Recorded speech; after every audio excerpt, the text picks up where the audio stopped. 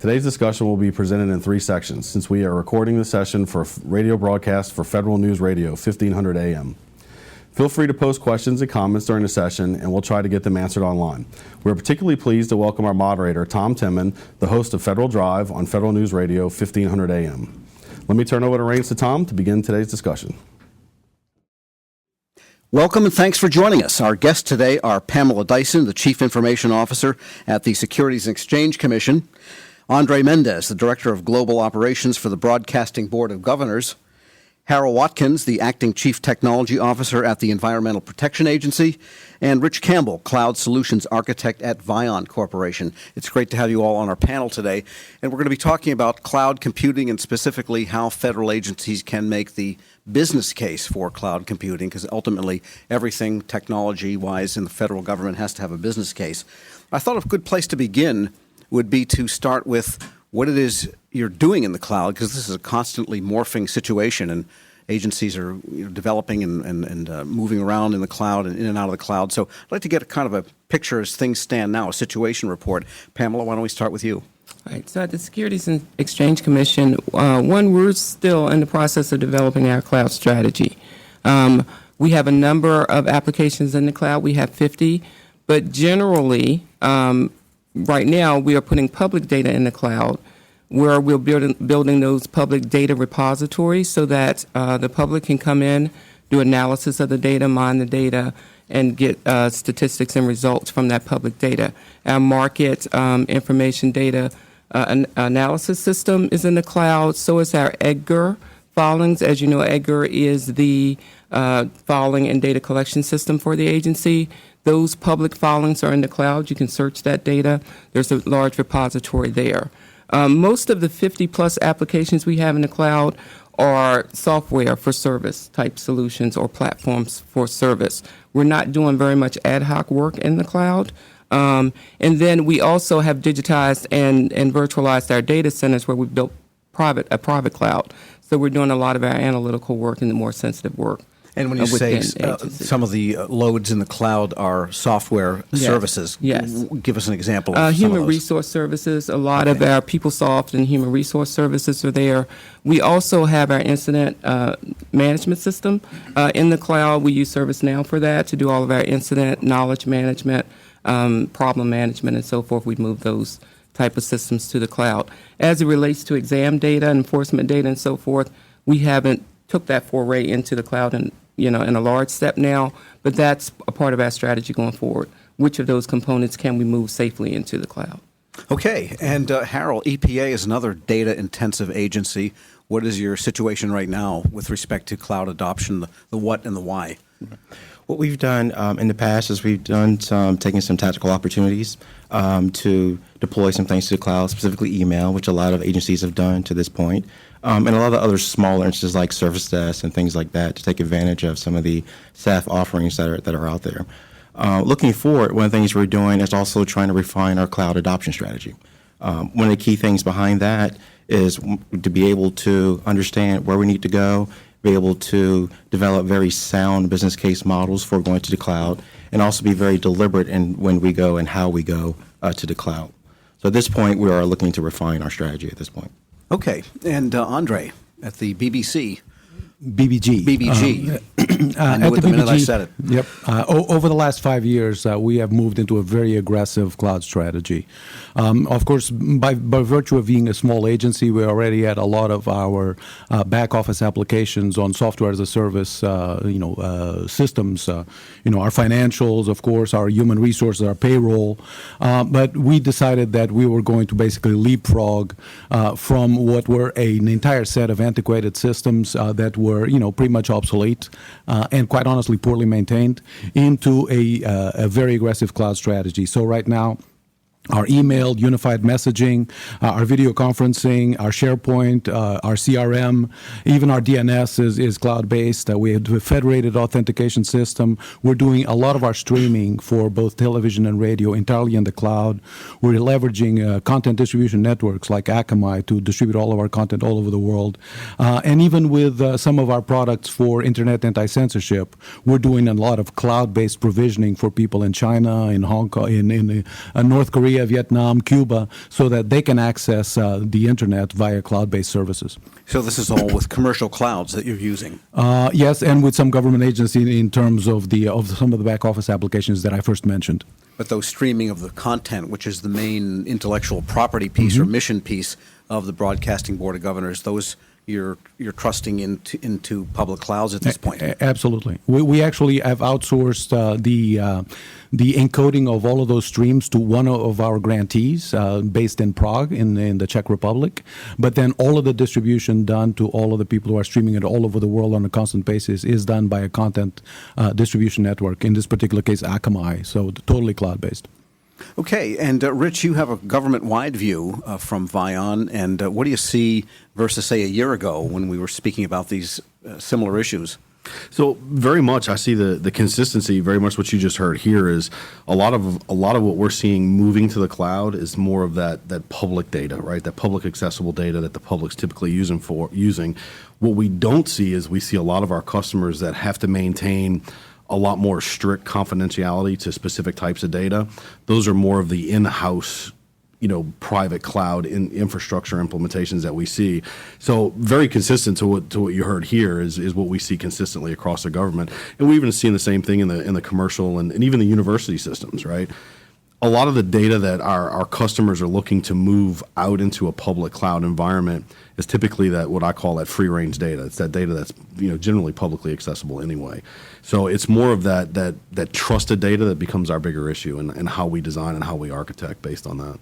All right, so let's talk a little bit about, well, I guess my question is, before we get to the SLA question, which leads to the business case, I want to ask kind of a blue sky question, and that is, if the administration and some of the technical people in there a few years ago hadn't come along and created a cloud-first mandate, would you still be doing this in the first place?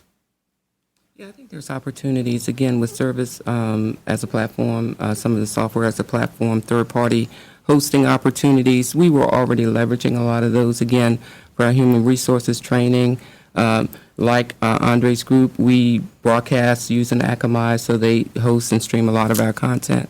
So we were, because it's still a business case of what's most cost-effective, and if it makes sense to host it in-house, or if a third party can do that more effectively and cost-effective. So I think we would have forayed into it.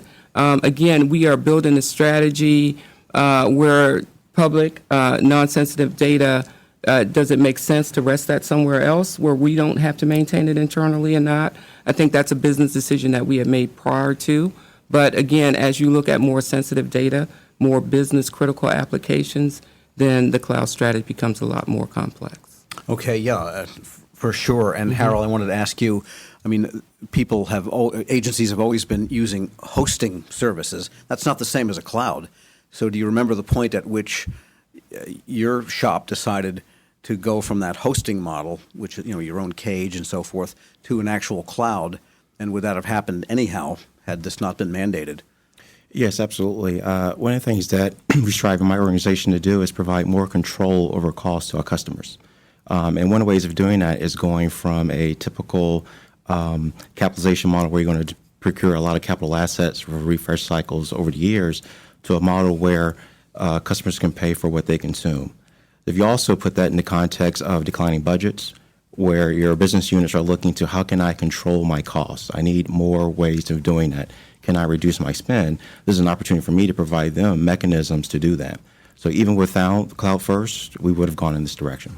And your customers in many cases are state governments and state agencies, correct? They're key stakeholders, but my customers are folks who are responsible to Clean Air Act, Clean Water Act. So providing them mechanisms to be able to divest their resources in certain areas and reinvest those in other areas that are specific to the agency mission is critical. Okay, and Andre, I mean, is cloud something that would have come to the federal government regardless? Oh, absolutely. Basically, the way I personally have been operating is with a concept of IT operations that is based on four predicates. One, server consolidation; second, server virtualization; third, co-location; and third, cloud. And this has been going on since at least with the companies that organizations I've been working with since 1998. And so we adopted all of the cloud precepts the moment that it became obvious that TCP TCP/IP was going to be the ubiquitous transport. And the moment that happens, does it really matter if it's on the fourth floor, if it's in the next building, or if it is in Czechoslovakia, or the Czech Republic as it is now? It really doesn't matter, right? And so for us, it was very aggressive from the get-go because it made sense for a variety of reasons, which we'll expound on for later on. And I would just like to add the concept of virtualizing and consolidating. There's a distinction, too, between private cloud and public cloud. So when we talk about cloud, if we're talking specifically about moving things to the public cloud, a lot of government agencies have virtualized their data centers, consolidated their data centers, and in essence have built private clouds. So they will tell you they're using a cloud strategy, but it's a private cloud. Whether or not they have actually moved that to a public cloud provider, I think it's a different decision. Sure, yeah. What's your perspective on that? When you hear people say, well, we virtualized our applications and our servers and maybe our networks and who knows, everything can be virtualized now, and we've just put it all together in our data center and that's our cloud. Well, that really qualifies a cloud, though? I mean, it kind of does, it kind of doesn't, right? So when you look at the overall cloud strategy, right, it's really more of how do I service my constituency, right? And is that constituency being housed out of a single data center that I own or that somebody else owns? So it really becomes a cost model. And how do you really preempt that cost model is what's going to be the most effective part for the agency. So virtualization and consolidation is a critical component to that. But I would say that the next piece of that is how do you really, monetize the infrastructure cost, right? How do we start to make it so that those infrastructure spends are more consistent? And I think that's where you're seeing more of the push into what I consider more of a true cloud model, which is really more of a pay for the service kind of model. And it could be I'm paying for infrastructure, platform. It could be several different categories, but it really becomes a how do I spend versus how do I build? All right, good. Well, let's get down to some of the brass tacks here. And I want to ask about how the federal agencies look at cloud suppliers as we begin this process of building the business case. But before we get to that, I want to ask who do you talk to in the agency? Because I don't think this is strictly a CIO decision, strictly a CTO decision. I imagine the program and mission components have something to say about this because if something doesn't work, it'll affect them. So, Andre, let's start with you. Tell us how you, what stakeholders you incorporate into the planning process before you get to the details of SLAs and suppliers. Well, we have set agreements with all of the people that benefit from our services, and they rely on us to really look at all of the different infrastructure possibilities, do the cost analysis, do the reliability analysis, and then provide them with good guidance in terms of how we should proceed. When we do things internally that are hosted by one of our grantees, for example, that gets submitted to a board vote, and everybody gets a say in terms of whether or not this is a good solution. I mean, that was true, for example, with what happened with our content management system for the web that is hosted by one of our grantees in Prague. But when it comes to just basic infrastructure, then the IT department, the technology department comes to the table, does all of the analysis, and basically announces a statement of direction in terms of how we're going to do this. That's what we're there for, right? That's what we're there for. They do not have the wherewithal to understand all of the issues associated with reliability. We certainly have to rely on, for example, the general counsel to provide us with all of the right framework from a legal standpoint. No doubt about it, and with the Office of Contracts to make sure that we go through a contract procedure that withstands any question, and of course with the OCFO to make sure that it makes sense from a financial standpoint. But when it comes to, I guess, what you would call the speeds and feeds and reliability, we make that decision. Yeah. And so, if a programming chief who is responsible, say, for a region or a country, says to you, I want to see my machine that's going out to those countries, you say, sorry, you can't. Well, it's in a locked building. That is, in my view, sort of an antiquated thought process that really, unfortunately, by virtue of how long I've been in this industry, I dealt with a mainframe environment where you never saw the mainframe. Right? You knew that it was somewhere out there in a room with Halon, but you never saw it. Well, to a large degree, this is the same thing. You used to have, time sharing, and now you have cloud. We call it different things. A lot of interesting similarities. So they never saw it. I don't think that they need to. All right, and Harold, at the EPA, who is brought into the team to decide, yes, this is a good candidate to get out of our own data centers? One of the things that we have at EPA, particularly in an IT context, is a strong governance model around bringing the stakeholders to the table and discussing current strategies for where we're going in the future. And of course, one of those, as I mentioned earlier, is the cloud adoption strategy around that. So I'm able to identify and work with our customers to identify where we should go, what we've done in the past, but correlate that to where we need to go. If you think about the context, where I'm trying to position our organization is really to be more of a cloud broker, right? As the gentleman just mentioned, if you don't have to understand where it's at, I really don't want my customers really to be concerned about that. What I want them to be concerned about is meeting their requirements and delivering that, on time and on schedule. And so there are people from all the different channels of EPA, so to speak, water, air, and so on. They all have a part of this decision to agree that their mission is safe in that situation. Absolutely, because it's their resources ultimately that I recover the cost from. So they have a say-so, and obviously they look to us to provide that technical leadership to do that. All right, I'm going to ask Pamela a bit in a moment, but first we're going to take a short break here.